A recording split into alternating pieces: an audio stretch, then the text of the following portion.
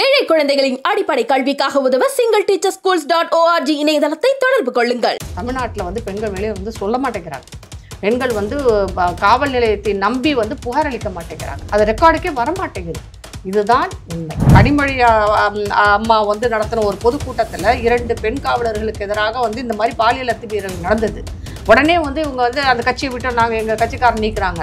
ஒரு 10 நாளில் உள்ளே வந்துட்டானுங்க எல்லாரும் திரும்பி. சேகர்பாபுக்கும் கார்பரேஷனுக்கும் என்ன சம்பந்தம்? அவர் அறநிலைத்துறை அமைச்சர். இங்கே வந்து என்னென்னா அமைச்சர்களே வந்து மாற்றி மாற்றி தான் வேலை பார்க்குறாங்க. மின்சாரத்துறையை பார்க்குறவங்க டாஸ்மாகை பார்ப்பாங்க. அதுக்கப்புறம் வந்து பொதுப்பணித்துறையில் இருக்கிறவங்க அறநிலையத்துறை பார்ப்பாங்க. அறநிலையத்துறை வந்து கார்பரேஷன் சுகாதாரத்துறை. என்னது இது? அதே கம்யூனிஸ்ட் கட்சி தோழர்கள் வந்து பேசிட்டு இருக்கிறாங்களே.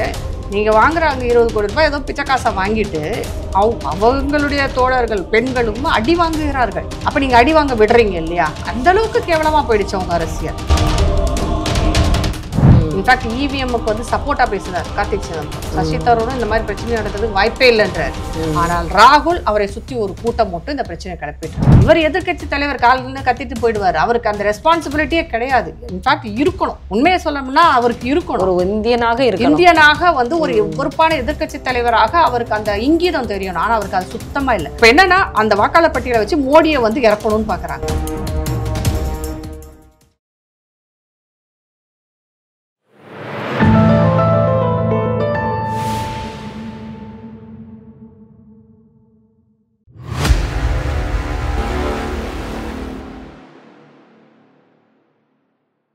தாமரை டிவி நேயர்களுக்கு அன்பான வணக்கம். இன்று நமது நேர்காணலில் சிறப்பு விருந்தினர் சமூக ஆர்வலர் ராதா தேவர் அவர்கள் நம்மோடு இணைந்திருக்கிறார். வணக்கம் மேம்.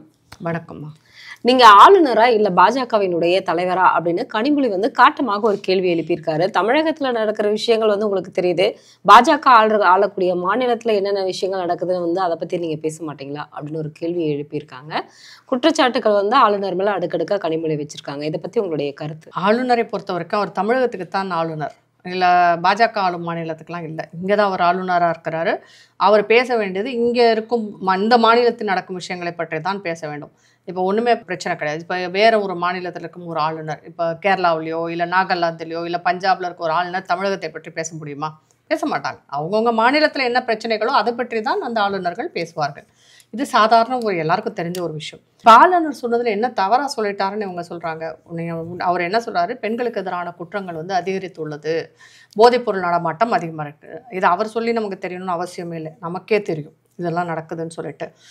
குறிப்பாக எஸ்சி எஸ்டி பெண்களுக்கு, பட்டியலின மக்களுக்கு, பெண்களுக்கு எதிரான குற்றங்கள் தமிழகத்தில் அதிகரித்துள்ளது. இதில் எந்த மாற்று கருத்தும் இல்லை. இதை நான் மட்டும் சொல்லவில்லை, திருமாவளவன் சொல்கிறாரு, கம்யூனிஸ்ட் கட்சியும் சொல்கிறாங்க.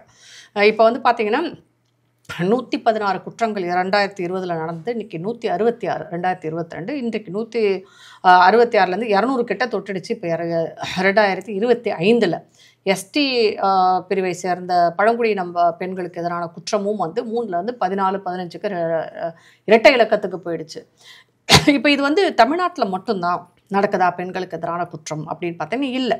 உலக அளவிலே வந்து கோவிடுக்கு அப்புறம் பெண்களுக்கு எதிரான குற்றங்கள் அதிகரித்துள்ளது. இது வந்து டேட்டா சொல்லுது. இப்போ நம்மளுடைய என்சிஆர்பி, அதாவது இவங்க சொல்கிறாங்களே என்சிஆர்பி இதுபடி வந்து நம்ம முதல் 10 இடங்களில் கூட வரல அப்படின்னு சொல்கிறாங்க. தேசிய குற்ற ஆவண காப்பகம் சொல்கிறதுன்னு சொல்லிட்டு.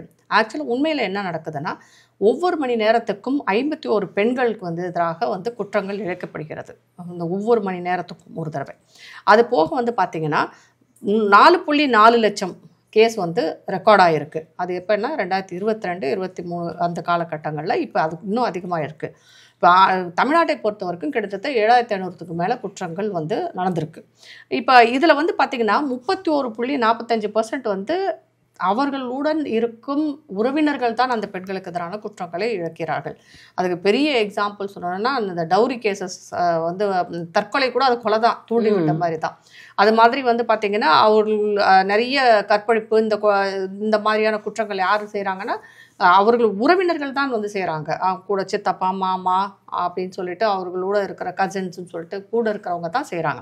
அது சிறு குழந்தையிலேருந்து வயதானவர்கள் வரைக்கும் இதுதான் நிலைமை. இதில் வந்து 18.7% வந்து ரேப்பு மட்டுமே, அதாவது பாலியல் வன்கொடுமைக்கு ஆளாகிற பெண்கள் வந்து ஆயிட்டுருக்காங்க. இப்போ நாம் என்ன கேள்வி எழுப்புகிறோன்னா, தமிழகத்தில் இந்த வந்து குற்றங்கள் நடக்கலையான்னு கேட்டிங்கன்னா நடந்திருக்கு, அதிகரித்தும் உள்ளது. இப்போ அதுக்காக தான் வந்து முதல்வரே வந்து அதுக்கு ஒரு ஸ்பெஷல் சட்டம் கொண்டு வர போகிறோன்னு கூட இப்போ சொன்னார். பெண்களுக்கு எதிரான குற்றங்களுக்கு எதிராக நாங்கள் கொண்டு வரணும்னு சொல்லியிருக்காரு. அதனால வந்து இன்னொன்று தமிழகத்தை பொறுத்த வரைக்கும் இது அதிகமாயிட்டு இருக்கு. ஆனால் இவர் சொல்கிறாங்களே என்சிஆர்பி டேட்டா, அதை பற்றி பார்ப்போம். குற்றங்கள் வந்து இவங்க எப்படி கணக்கு பண்ணுறாங்கன்னா, அது ரெக்கார்ட் ஆனாதான், அதாவது அவங்க போய் புகார் அளித்து அது வந்து ரெக்கார்டில் ஏறினா தான் அது வந்து நமக்கு கணக்கில் வரும். ஆனால் கணக்கில் வராத குற்றங்கள்னு ஒன்று இருக்குது தமிழகத்தில், அது அதிகம். ஏன்னா இங்கே வந்து நீங்கள் போலீஸ் ஸ்டேஷனில் போய்ட்டு நீங்கள் கம்ப்ளைண்ட்டே பண்ண முடியாது. அண்ணா நகரில் வந்து ஒரு பெண்ணுக்கு எதிரான அந்த வன்கொடுமைக்கு போய் என்ன ஆச்சுன்னு தெரியும். முக்காவாசி காவல் நிலையங்களில் வந்து நம்மளோட இதை வந்து நம்ம போய் சொன்னாலே அந்த புகாரை வாங்க மாட்டாங்க, எஃப்ஐஆர் போட மாட்டாங்க, இல்லை அங்கேயே பஞ்சாயத்து பண்ணி முடிப்பாங்க. இப்படி பல விஷயங்கள் நடக்குது ரெக்கார்டட். இப்போ இவருக்கு சொல்கிறாங்க உத்தரப்பிரதேசம் மத்திய பிரதேசலாம் வந்து இவ்வளோ அதிகரிச்சிருக்குன்றாங்க. அங்கே வந்து கரெக்டாக உண்மையாக அது எல்லாமே ரெக்கார்ட் ஆகுதுன்னு அர்த்தம். பெண்களுக்கு எதிரான குற்றங்கள் வந்து முறைப்படி புகார் அளித்து அது எல்லாமே ரெக்கார்ட் ஆகுது. அதனால தான் அது வெளியே வருது. இவ்வளோ குற்றங்கள் வந்து அதிகரிச்சிருக்குன்னா அது குற்றங்கள் அதிகரிச்சிருக்கா இல்லை வந்து புகார்கள் வந்து அதிகமாக வந்து கொடுக்கப்படுகிறதா என்பதையும் நாம் பார்க்க வேண்டியிருக்கு. இது வரைக்கும் பெண்களுக்கு அந்த அவேர்னஸ் கிடையாது. அவங்க அதை வந்து அதை பற்றி பெருசாக யோசிக்கலாம். அதை போய் அவங்க புகார் அளித்ததும் கிடையாது. பல பேர் சமூக நிலைமை காரணம் கருதி பெண்கள் வந்து புகார் அளிக்க மாட்டாங்க, அது வெளியில் வந்து சொல்லவும் மாட்டாங்க. அதனால நமக்கு தெரியாமல் இருந்தது. இன்றைக்கு வந்து அது அதிகரித்துள்ளது காரணம் பெண்கள் தைரியமாக வந்து வெளியே வந்து அதை புகாராக கொடுத்து அதற்காக இது பண்ணுறாங்க. அப்போ இவங்க வெட்கப்படணும். தமிழ்நாட்டில் வந்து பெண்கள் வெளியே வந்து சொல்ல மாட்டேங்கிறாங்க. பெண்கள் வந்து காவல் நிலையத்தை நம்பி வந்து புகார் அளிக்க மாட்டேங்கிறாங்க. அது ரெக்கார்டுக்கே வர மாட்டேங்குது. இதுதான் உண்மை. அதனால உத்தரப்பிரதேசம் மத்திய பிரதேசம்லாம் வளர்ந்த மாநிலம் ஆயிடுச்சுன்னு தான் அர்த்தம். இதில் இதை பொறுத்த வரைக்கும் பெண்கள் தைரியமாக வந்து புகார் அளிக்க முடியுது, அங்கே இங்கே முடியலை. நம்ம வந்து 2 விஷயத்தில் இதை வந்து நம்ம கவனித்தோம். அண்ணா பல்கலைக்கழக மேட்டரில் நம்ம பார்த்தோம் எந்த அளவுக்கு மோசமாக நடந்ததுன்னு சொல்லிட்டு. அதற்கப்புறம் பல பாலியல் வழக்குகளை நம்ம பார்த்தோம். குழந்தைகளுக்கு எதிரான பாலியல் வன்கொடுமையாகட்டும் மற்றதுலேயும் வந்து எந்த அளவுக்கு காவல்துறை வந்து கேவலமாக நடந்துச்சு அப்படிங்கிறத நம்ம கண்டிப்பாக பார்த்தோம். அப்படின்னா எந்த பெண் வந்து இதை வந்து நீங்கள் முன்னாடி, அதாவது அதுக்குன்னு சில சட்டத்திட்டங்கள் இருக்குது. நீங்கள் வெளியில் சொல்லக்கூடாது, அந்த பெண்ணின் பேரோ அவங்கள பற்றி அடையாளங்களோ அவங்களோட முகவரியோ வெளியில் தெரியக்கூடாதுன்னா இவங்க முதல் வேலையை அதை தான் வெளியில் விடுறாங்க. அப்படி இருக்கும்போது எந்த பெண் வந்து தைரியமா வந்து புகார் அளிப்பா? அப்ப புகார்கள் இங்கே பதியப்படலை அப்படிங்கிறது தான் நம்மளுடைய குற்றச்சாட்டும். ஸோ இவங்க சொல்றாங்க இல்லையா, நாங்க கம்மியா இருக்கணும். கம்மியா இருக்கிறதுக்கு காரணம் புகார் அளிக்கிறதுக்கு யாரும் உங்க அரசை நம்பி வந்து வெளியே சொல்ல மாட்டேங்கிறாங்க. நான் இதுக்கு இன்னொரு உதாரணமும் சொல்ல, அப்படி யாராவது புகார் அளித்தாலும் இந்த சோசியல் மீடியால அவங்களை போட்டு அசிங்கப்படுத்திடுறாங்க.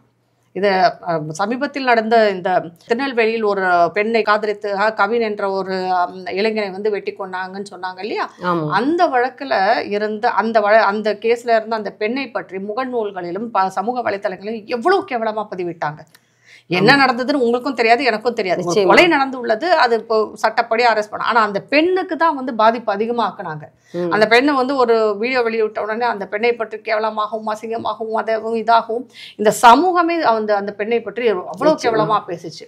இப்ப அந்த பெண் வந்து வெளியில வந்து எதுவுமே சொல்ல முடியாது. அவள் வந்து அவளே முடங்கி போய் விடுவாள். இங்கே வந்து பெண்ணுரிமை என்று பேசும் இந்த கட்சிகள் பெண்களுக்காக அந்த பாதுகாப்பையும் உரிமையும் கொடுக்க தவறி இருக்கிறது என்பதுதான் இந்த டேட்டா எல்லாமே சொல்லுது. அவங்களால வெளியில வந்து எதுவுமே சொல்ல முடியாது. இங்கே சமூகம் வந்து ரொம்ப மோசமாக இருக்கிறது. இவங்க திட்ட வட மாநிலங்கள்ல எவ்வளவோ இதுல பரவாயில்ல என்ற அளவுக்கு தமிழகத்தில் இருக்கிறது. அதே மாதிரி திருப்பூர்ல ஒரு பெண் வந்து டவுரி கேஸ்ல வந்து செத்து போனான். அந்த தற்கொலை பண்ணிக்கிட்டான். அப்போ அவங்க அதை நியாயப்படுத்துவதை தான் பேசுற மாதிரி இருந்தது. ஏன்னா நான் 2வது கல்யாணம் பண்ணிக்க மாட்டேன்றதை நியாயப்படுத்துவதாக இருந்தது அங்க. அது போக வந்து அந்த பெண்ணால வந்து தன் பெற்றோர்களிடம் கூட தன் கணவன் வீட்டார் செய்யும் கொடுமையை வந்து சொல்ல முடியல. இன்னைக்கு வந்து இவங்க சொல்ற பெண் உரிமை எங்க இங்க வந்திருக்குன்னு எனக்கு புரியவே இல்லை. பெண்களுக்கான அந்த தைரியம் சுத்தமாக இங்க இல்லை. இவங்க வந்து உடனே சொல்லுவாங்க, நாங்க திராவிட மாடல் அரசு, திராவிடம் வந்து அதை பேசும், பெண்களுக்கான உரிமையை கொடுத்துருக்கு, பெண்கள் தைரியமா வரணும். இவங்க சொல்றது வந்து இந்த எக்ஸ்ட்ரீம் ஃபெமினிசம் பத்தி பேசுறாங்க. இந்த முகநூல்லையும் மற்றதுலையும் வந்து நீங்கள் நிறைய பார்க்குறோம் நம்ம அந்த இது விஷயங்களில் வந்து அந்த இளம் பெண்கள் வந்து தங்களை எக்ஸ்போஸ் பண்ணிட்டு காமிக்கிறது தான் வந்து ஃபெமினிசம், அதுதான் வந்து திராவிடம், அதுதான் வந்து திராவிட மாடல் மாதிரி இவங்க காமிச்சிட்ருக்குறாங்க. அது கிடையாது. பெண் உரிமை என்பது அது அல்ல. என்று வந்து ஒரு பெண் வந்து தைரியமாக தனக்கு நேர்ந்த கொடுமையை வந்து வெளிப்படையாக வந்து பேச முடிகிறதோ அன்றைக்கு தான் அது வந்து உண்மையிலே பெண்களுக்கு பாதுகாப்பான ஒரு இடம் என்ற பொருள். இன்றைக்கு வந்து தமிழச்சி என்னும் ஒரு பெண், அந்த லூலு குரூப்ல இருந்து ஒரு பெண் வந்து அவளோட கொடுக்கும் புகார் இன்னைக்கும் வந்து பதிக்க மாட்டேங்கிறாங்கன்னு போராடிட்டு இருக்காங்க எதுலையும். அப்போ அவங்களால வந்து இந்த திராவிட கட்சியை சேர்ந்தவங்க மேலேயோ இல்லை அவங்க திராவிட கழகத்தை சேர்ந்தவங்க எந்த புகாரும் கொடுக்க முடியல. இன்றைக்கும் இது ஆணாதிக்க சமூகமாகத்தானே இருக்கிறது. திராவிடம் என்பது இங்கே ஒரு ஆணாதிக்க சமூகத்தை தான் உண்டு செய்திருக்கிறதை ஒழிய பெண்களுக்கு ஏற்ற சமூகமாக இதை மாற்றி அமைக்கவில்லை என்பது தான் உண்மை. கனிமொழி அவர்கள் இதை கண்டிப்பாக அதை பார்க்கணும். கனிமொழி அவர்களுக்கு வந்து இது தெரியுதா தெரியல. அவங்க வந்து ஒரு பெடஸ்டல்ல இருக்காங்க, ஒரு கட்சியில இருக்கிறாங்க, ஒரு தலைவியா இருக்கிறாங்க, எம்பியா இருக்காங்க. அவங்களுக்கு இந்த பாதிப்பு இல்லை. கடைசி இடையில் இருக்கும் துப்புரவு தொழிலாளர்கள் யாருங்க? பொம்பளைங்க தானே. அவங்க நீங்க உங்க போலீஸை வச்சு எப்படி ட்ரீட் பண்ணீங்க? நீங்க கண்டிப்பா எந்த அளவுக்கு மோசமாக நடத்தி இருக்கிறீர்கள். சமூக ஆர்வலர் வழக்கறிஞர் மேலேயே வந்து அசிங்கமாக கையை வச்சு அந்த மாதிரி இப்போ வரைக்குமே அந்த பெண் வளர்மதி அப்படிங்கிற பெண், அது பெண்களுக்கு எதிரான கொடுமை தானே. பெண்களுக்கு எதிரான வன்கொடுமைன்னு நம்ம எடுத்துக்கலாமா அதை? அப்ப நீங்க அவங்க மட்டும் இல்ல, இதற்கு முன்னாடி நடந்த ஆசிரியர்கள் போராட்டம், செவிலியர்கள் போராட்டம், இதுல எல்லாம் பெண்களை இவங்க எப்படி நடத்துறாங்கன்னு நம்ம பார்த்தோம். அப்ப காவல்துறையை வச்சுட்டு நீங்க பெண்களை எவ்வளவு கேவலமாக நடத்துகிறீர்கள், எவ்வளவு கேவலமா பேசுறீங்க. ஏன் அந்த காவல்துறையை சேர்ந்தவர்களே பெண்களிடம் எவ்வளவு மோசமாக நடந்து கொள்கிறார்கள். ஏன் காவல்துறையில இருக்கும் பெண்களே வந்து காவல்துறை மேலதிகாரிகள் மேல் வந்து இங்க புகார் கொடுத்திருக்கிறாங்க. அதுல எந்த அளவுக்கு விசாரிச்சீங்க நீங்க? அது எந்த அளவுக்கு வந்து அவங்களுக்கு நீதி கொடுத்துருக்கீங்க? காவல்துறையில இருக்கும் பெண்களுக்கே வந்து அங்க பாதுகாப்பு இல்லாம தானே இருக்கு. அதுல கனிமொழி அம்மா வந்து நடத்தின ஒரு பொதுக்கூட்டத்துல 2 பெண் காவலர்களுக்கு எதிராக வந்து இந்த மாதிரி பாலியல் அத்துமீறல் நடந்தது. உடனே வந்து இவங்க வந்து அந்த கட்சியை விட்டு நாங்க எங்க கட்சிக்காரன் நீக்குறாங்க. ஒரு 10 நாள்ல உள்ள வந்துட்டானுங்க எல்லாரும் திரும்பி. இதுதான் நீங்க வந்து பெண் உரிமைக்கு கூட நீங்க உங்களுக்கு வந்து ஆளுநரை பத்தி பேசுவதற்கு எதுவுமே கிடையாது. நீங்க புகார்கள் கம்மியாக இருக்கு, எண்ணிக்கை கம்மியாக இருக்கிறதுனால குற்றங்கள் நடக்காமல் இருக்கவில்லை. குற்றங்கள் நடக்கிறது. அதை வந்து வெளிப்படைத்தன்மை இல்லை, அதை ஒரு புகாராக பதியவில்லை, அதை ஒரு எண்ணிக்கையாக நம்ம எடுக்காததுனால வந்து நிறைய காரணங்களுக்காக இங்கே வந்து அது குறைவாக தெரிகிறது. மற்ற மாநிலங்களில் வந்து அந்த விழிப்புணர்வு இருக்கிறது. ஆணாதிக்க சமூகமாக இல்லைன்றது தான் வந்து அங்கே தெரியுது. அவங்க வந்து வெளிப்படையாக சொல்ல முடியுது. அதுக்காக பெண்களுக்கு எதிரான குற்றமே இல்லைன்னு உங்க சொல்றதை கேட்டால் எனக்கு சிரிக்கிறதா அழுகிறதான்னு தெரியல. நம்ம ஊரில் தான் இதே சட்டசபையில் ஒரு பெண் எதிர்க்கட்சி தலைவரை நீங்கள் எந்த மாதிரி நடத்துனீங்கன்றதை நம்ம கண்கூடா பார்த்தோம். ஒரு பெண் எதிர்க்கட்சி தலைவருக்கே சட்டசபையிலே பாதுகாப்பு இல்லாத ஒரு ஊர் தான் இது. நீங்கள் மற்ற ஆளுநர் ரவியை கேள்வி கேட்பதில் வந்து எந்த வகையில் நியாயம்னு இல்லை. ஏன்னா அது செஞ்சவங்களும் இவங்க தான், உங்கள் கட்சிக்காரவங்க தான். அடுத்து போதைப் பொருளை சொல்கிறாங்க. போதைப் பொருள் தான் நீக்கமர நிறைந்திருக்கிறது, எல்லாருக்கும் தெரிஞ்சது. அதுக்கு தான் முதல்வர் அவர்கள் ஒரு ஸ்கீமே போட்டிருக்காங்க இல்லையா, அதை அனௌன்ஸ் பண்ணார். சேகர் பாபுன்னு நினைக்கிறேன், யார் அனௌன்ஸ் பண்ணாங்கன்னு தெரியல. அதாவது நீங்கள் மறுவாழ்வு மையத்தில் போயிட்டு நீங்கள் ட்ரீட் பண்ணி திருப்பி வந்தீங்கன்னா உங்களுக்கு நாங்கள் உதவி செய்கிறோம், அரசு வேலை கொடுக்குறோம்னு சொல்லியிருக்காங்க. நம்ம என்ன பண்ணலாம், குடிகாரர்களையெல்லாம் கொண்டு போய் மறுவாழ்வு மையத்தில் சேர்த்து விட்டு அவங்க திருந்திட்டாங்கன்னு வெளியில் கொண்டு வந்தால் அரசு வேலையை கொடுத்துருவாங்க இவங்க. இப்படி வந்து போட்டிருக்காங்க. டாஸ்மாகை வந்து நிப்பாட்டுங்க, இல்லை அட்லீஸ்ட் எண்ணிக்கையை குறைங்க, இல்லை கொடுக்குற சரக்கையாவது தரமாக கொடுங்க. கொஞ்சமாவது இன்றைக்கி இப்போ ஒரு 50 நாளில் செத்து போகிறவங்க 50 ஒரு 100 நாள் கழிச்சாவது சாகட்டும் அப்படிங்கிறதுக்கு மாதிரியான எந்த நடவடிக்கையும் இவர்களிடம் இல்லை. அந்த எதுவுமே பேசாமல் போதைப் பொருள் இன்றைக்கு பெரிய தமிழகம் வந்து அதில் பெரும் பெரும் பெரும் பங்கு வகிக்கிறது. அதில் தான் மாட்டினாங்க. எவ்வளோ நடிகர்கள் மேலே வந்து இங்கே இன்னைக்கு வந்து புகார் இருக்குது. அவங்க வந்து ட்ரக் யூஸ் பண்ணுறது மட்டும் இல்லை, ட்ரக்கை வந்து பெடல் பண்ணுறாங்க, அதையும் கடத்துறாங்க. உடனே சொல்லுவாங்க அதானி துறைமுகத்து மூலமாக தான் வந்து. துறைமுகம் என்பதே வந்து வர்த்தகத்துக்கான ஒரு இடம். அங்கே எல்லாம் பிடிச்சிடுறாங்க. அந்த பிடிச்சது போக மிச்சம் வர்றதான் தமிழகத்துக்கு. அந்த வந்ததே அப்போ பிடிச்சது போக எவ்வளோ இங்கே வந்திருக்குன்றதை நம்ம யோசிக்கணும். கண்டிப்பா அது முதல் குடும்பத்துடன் தொடர்புடையவர்களே வந்து அதில் ஈடுபட்டு இருக்காங்க, எல்லாருக்கும் தெரியும். இன்னைக்கு தூய்மை பணியாளர்கள் வந்து குண்டு கட்டாக தூக்கிட்டு போய் ஒவ்வொரு 10 இடங்கள்ல அடைச்சு வச்சிருக்காங்க. அவங்க என்ன நிலைமையில இருக்காங்க அப்படிங்கிறது இப்போ வரைக்கும் மக்களுக்கு தெரியாது. ஆனா நேத்து சுதந்திர தினத்தன்று தூய்மை பணியாளர்கள் எல்லாமே முதல்வர் அவர்களுக்கு, ஸ்டாலின் அவர்களுக்கு வந்து அவர்கள் கொண்டு வந்த 6 திட்டங்களுக்கும் வந்து நன்றி அப்படிங்கிற மாதிரி நன்றி சொல்லி அவங்களுக்கு வந்து காலை உணவு வந்து பரிமாறப்பட்டது. மேயர் பிரியாவும் சேகர் பாபுவும் பரிமாறினாங்க. இது எல்லாமே நாடகம் அப்படின்னா அதுல இருந்த மக்கள் வந்து இன்னைக்கு வந்து பேட்டி கொடுத்துருக்காங்க. இதெல்லாம் பார்க்கும் பொழுது மக்கள் உண்மையாலுமே முட்டாள்களா, இல்லை இவங்களுடைய நாடகம் எந்த இடத்துல போய் முடியணுங்கிறது வந்து கேள்விக்குறியா இருக்கு. இது எப்பயுமே இவங்க நடத்துகிற நாடகம் தான். திமுக என்பது இதில் கரை தேர்ந்தவர்கள். திமுக கட்சி மக்கள் போராட்டத்தை எப்படி ஒடுக்க வேண்டும், எப்படி மடைமாற்ற வேண்டும் என்பது அவர்களுக்கு கைவந்த கலை. இதில் மற்ற கட்சியை யாருமே அவங்க கூட போட்டி கூட போட முடியாது. அதில் வந்து டாக்டரேட் வாங்கினவங்க அவங்க தான். எப்படின்னா ஏகப்பட்ட போராட்டங்கள் இந்த 5 வருடங்களாக 4 வருடங்கள் 4.5 வருடங்கள் ஆகிவிட்டது, நடந்து கொண்டு தான் இருக்கிறது.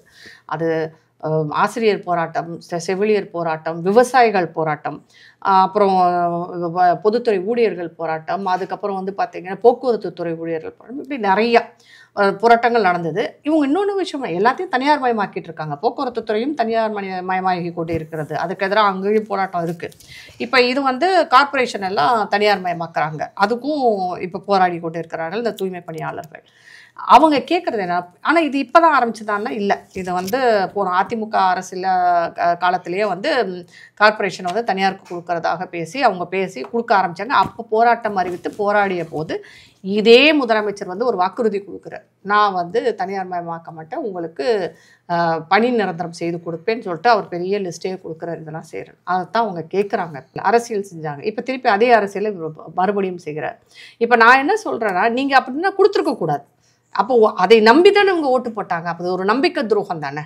நீங்கள் செய்தது மிகப்பெரிய நம்பிக்கை துரோகம் இல்லை. அப்போ நீங்கள் சொல்லாமல் இருந்திருக்கலாம். சொல்லிட்டு இப்போ நம்பிக்கை துரோகம் சரி. அவங்க வந்து அரசுக்கு எதிராக போராடிட்டு போயிட்டே இருப்பாங்க. தனியார் மயமாவது நல்லதா கெட்டதா என்பது அது பெரிய விவாதமாகத்தான் நாம் பார்க்க முடியும். அது இந்த அரசின் கையாளாகாத தனத்தை தான் காமிக்கிறது. சரி, ஏன்னா அவங்களால வந்து அதை நிறைய லாஞ்சம் ஊழல் அப்படி ஒரு துறை இருக்கும்போது அதை வந்து வெளியில் கொடுக்குறாங்க.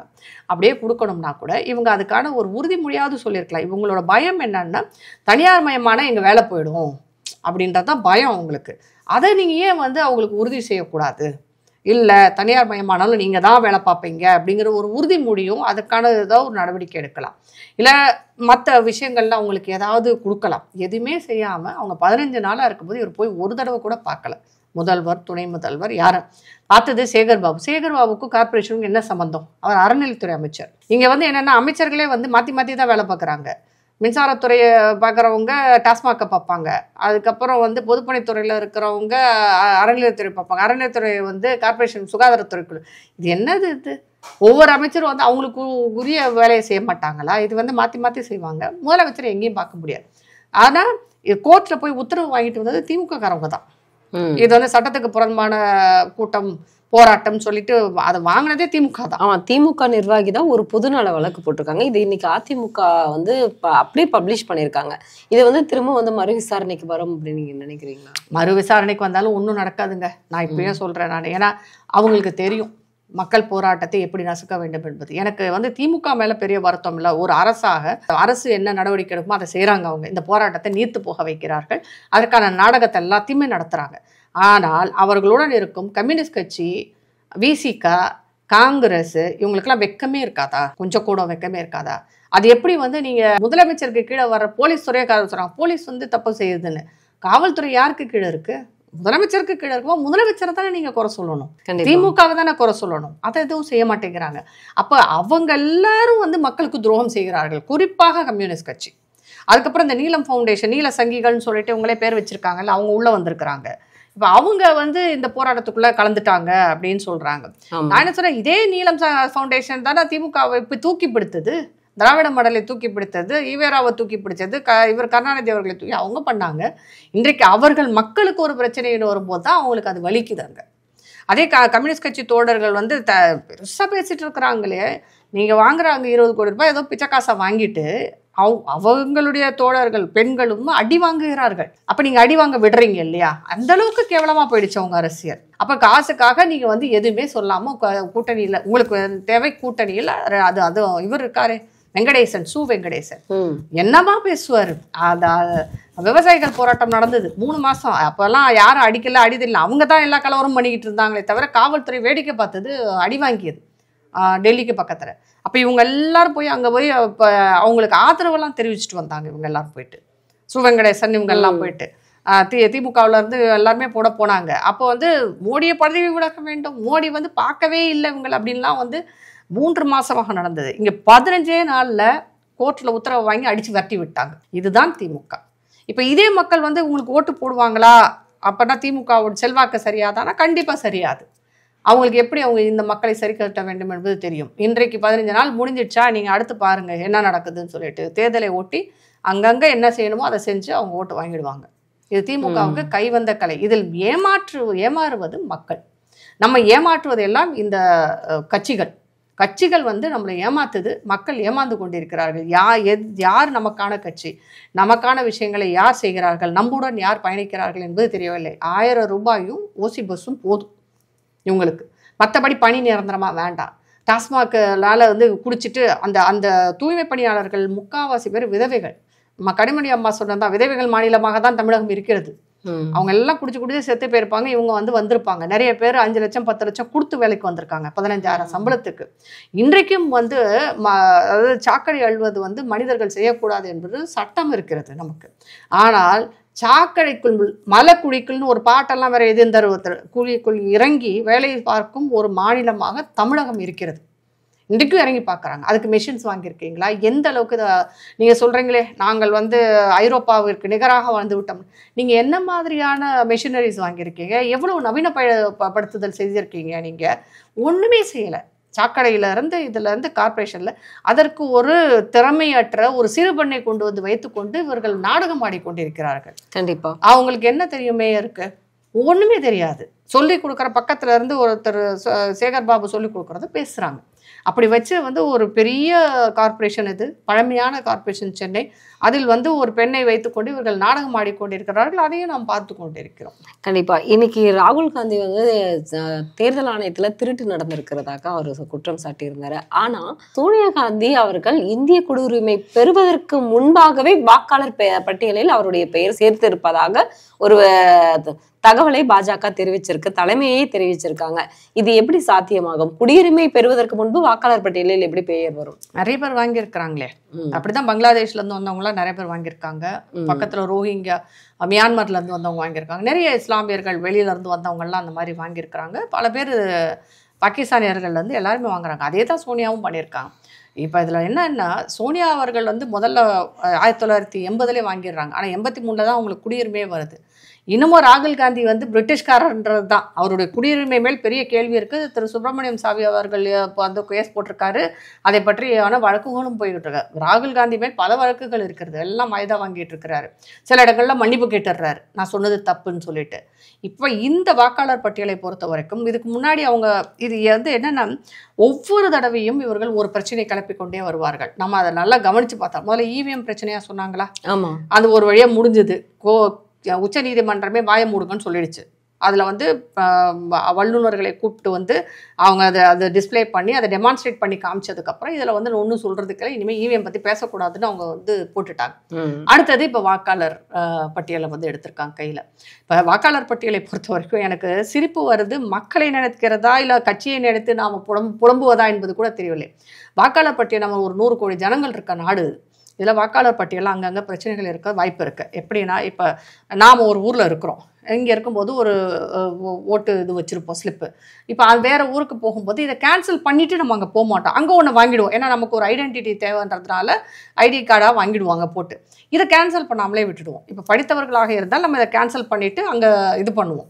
ஆனால் படிக்காதவர்களோ இல்லை பாமரர்களோ என்ன பண்ணுவாங்கன்னா, போகிற இடத்துல புலம்பெயர்ந்து போகிறவர்கள் நிறைய பேர். இப்போ இவங்க சொல்கிற மாதிரி நார்த் இந்தியாவிலேருந்து இங்கே நிறைய பேர் வந்து வேலை பார்க்குறாங்க. தமிழகத்திலிருந்து கேரளாவிலும் ஆந்திராவிலும் டெல்லியிலும் போயிட்டு இருக்கிறவங்க ஏகப்பட்ட பேர் வேலை பார்த்துட்டு இருக்கிறாங்க. அவங்களாம் இங்கே கேன்சல் பண்ணியிருப்பாங்களான்னு தெரியாது. ஆனால் இங்கே வந்து ஓட்டு போடவும் வாய்ப்பு இருக்குது. இல்லை ஓட்டு போடாமல் அங்கேயே ஒரு இதை வாங்குறதுக்கும் வாய்ப்பு இருக்குது.